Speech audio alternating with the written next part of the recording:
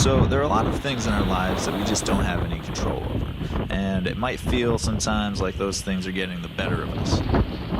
Well, if there's one thing that I know is an incredible game changer, it is starting a garden and taking control of your food. Growing your own food tastes better, it's organic, it doesn't have any pesticides all over it, and it's cheaper than buying it at some crappy overpriced specialty food store like Whole Foods. If you do it right, taking control of your food will also allow you to take control of other areas of your life. So, last year we grew enough vegetables to last us about 9 months. This year, I want to grow enough to last us an entire year. Today we're going to double the size of our garden. We're going to make long 4-foot wide beds using the same free-found organic materials like we did last year. We're also going to add a strawberry bed, and it's going to be a little different. Strawberries just love to spread. We're going to put wooden borders on it. So we bought cedar planks, which are untreated. However, cedar is a hardwood, should last us several years.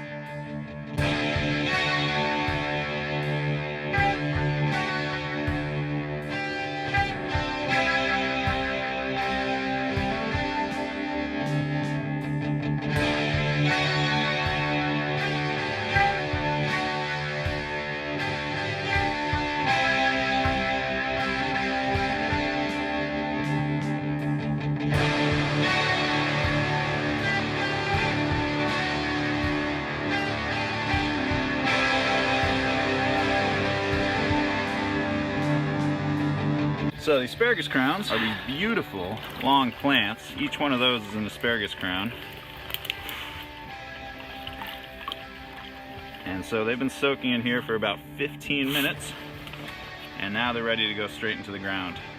This is the part you'll put at the top, and then you'll drape the rest of these beautiful long roots down the sides of the mounds we created in the bed.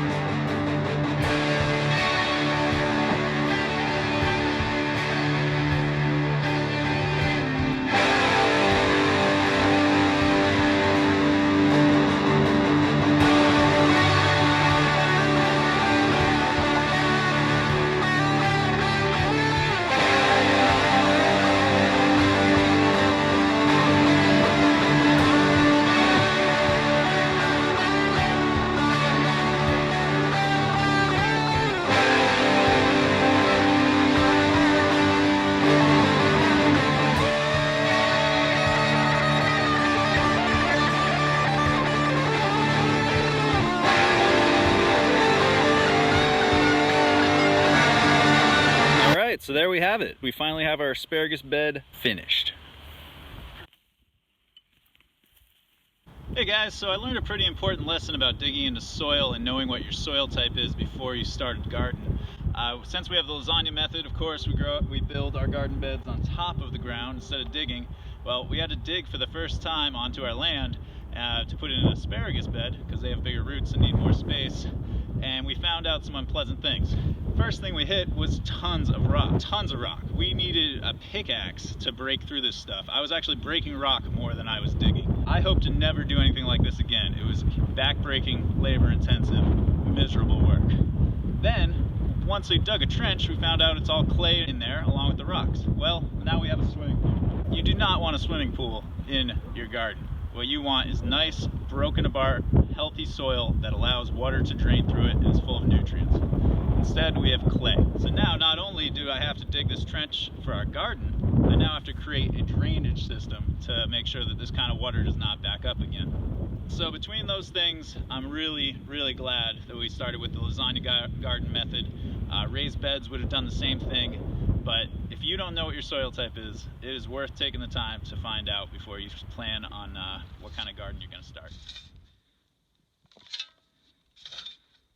So in addition to planting seeds in the greenhouse, we've also been direct sowing. We planted peas and onions in late April, and now it's time to plant some other crops straight into the ground. Things like beets, kale, green beans, carrots, lettuce. At first I thought it was impossible to plant into a new lasagna garden. All those new materials still hadn't broken down, but we found a way.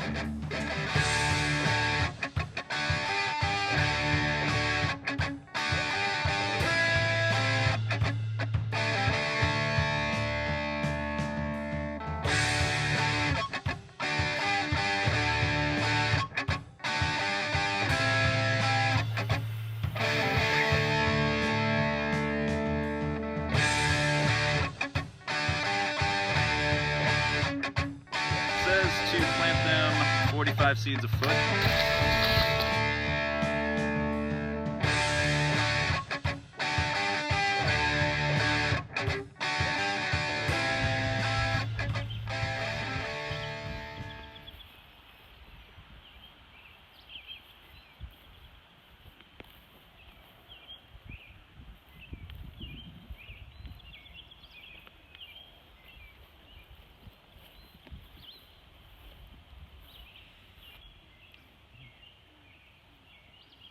So it has been about 2 weeks since we transplanted everything, and I'm really happy to say the plants are popping up. These tomatoes are probably about double the size, and they're getting their next round of leaves right now coming out.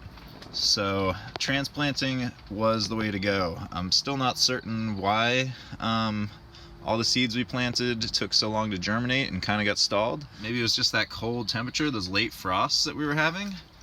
But I really think it could have been the perlite mix we were using from last year. I think there might have been some rainwater that got in there and then just sat all winter, and so there's probably some kind of fungus that built up in there. So transferring it into this different soil might have been the trick. Either way, the days are warming up and these guys are growing fast, and we'll be transplanting our tomatoes into our garden probably in the next week or so. On the next episode of The Ravenous Farmer. Our first fruits and vegetables begin to come in, which means it's time to get busy in the kitchen recreating my favorite restaurant dishes using homegrown ingredients.